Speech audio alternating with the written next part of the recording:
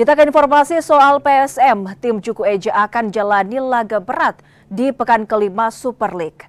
PSM akan jamu Persija Jakarta di Stadion B.J. Habibie akhir pekan ini.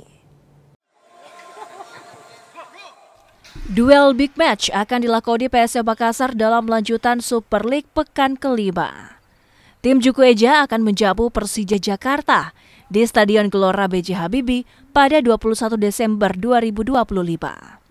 Laga ini diprediksi akan cukup berat bagi pasukan Bernardo Tavares.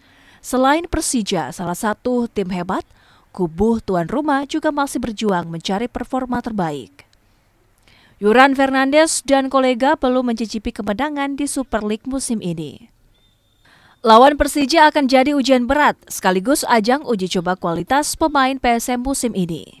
Maklum saja, sebagian besar skuad PSM merupakan pemain baru hasil rekrutan di jendela transfer musim ini.